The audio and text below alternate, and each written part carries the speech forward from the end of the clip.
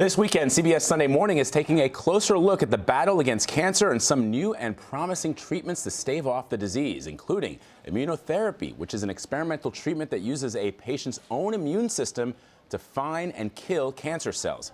CBS News chief medical correspondent Dr. Jon LaPook is anchoring the program, and he sat down with one little patient undergoing this treatment who was diagnosed with leukemia.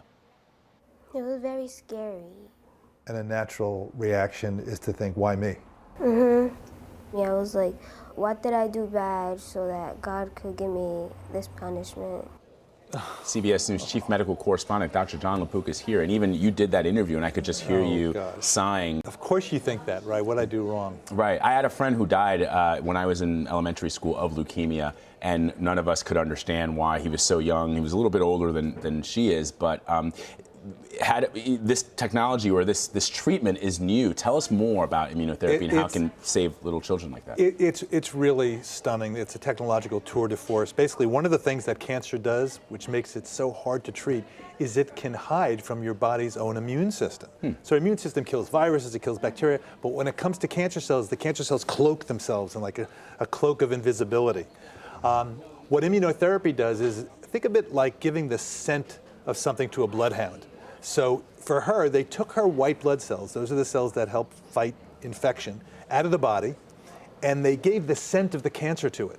Then they multiplied those cells up, put them back in, and they went out and found her leukemia cells and killed them. And this story, I will tell you, teaser alert, it's a happy ending. And okay, well, that's good because she is so adorable, and I'm wondering is there something unique about her treatment, or is this how immunotherapy could work potentially for everybody? You know, the hope is that it's going to be able to be treating a wide range of cancers. Now, when I spoke to Dr. Steven Rosenberg, who's the head of the surgery for the National Cancer Institute, he said, look, maybe at the very most it could treat 10% of all cancers. It's still experimental. It's more than 30 years old, by the way. It's just getting more and more sophisticated. But, I'm always very sensitive, Vlad, when I'm talking about these wonderful outcomes, that there are people who are watching this right now who have metastatic cancer, or they have a loved one with metastatic cancer, and they're thinking, well, I don't have this, where's it for me? And that is one of the reasons why we need to fund this kind of research. We have to have more researchers doing it. We've got to put effort into it, because really,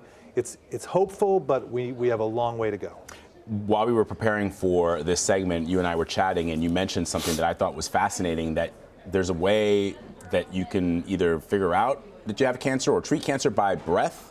I'm not a doctor, I just play one on TV, so what does that mean? That's incredible. It's something new, and it's been looked at for a long time. Back in the times of Hippocrates, they knew that by your breath, you could tell certain things. I mean, if you had liver failure or kidney failure, you could have kind of an ammonia kind of smell to it. Right. Well, the thought was there are volatile chemicals that get released in your breath that might indicate that you have certain types of cancer, lung cancer or breast cancer.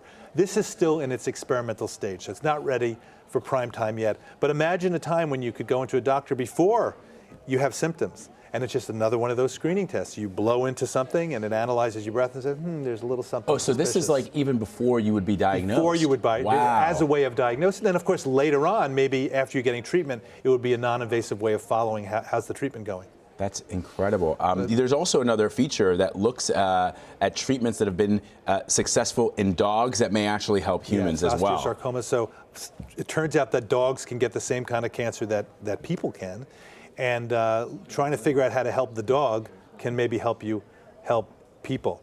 There's also another segment about going flat. About women, there's this movement now that women who have breast cancer, who have mastectomy, so both breasts are removed, instead of getting a reconstruction, which has its issues, they go flat. And so that's another option for some women. And that's interesting. And so people understand, our audience understands, these will be reporters that are reporting these different and interesting segments throughout this program that you are anchoring. Sunday Morning, right? I'm anchoring it. Sunday Morning has all these different wonderful correspondents. We have a segment about Sheryl Crow. She had breast cancer and talks about how she's encouraging women to get mammography. She also started a new clothesline. Right. And then Siddhartha Mukherjee, who wrote The Emperor of All Maladies, about the history of cancer, will be talking about that. I just saw a screening of that. Wow, is that good? That is a really cool segment. It looks back at the very earliest cases of cancer, by the way, were many, many years ago. I'll just say, long time ago. Right.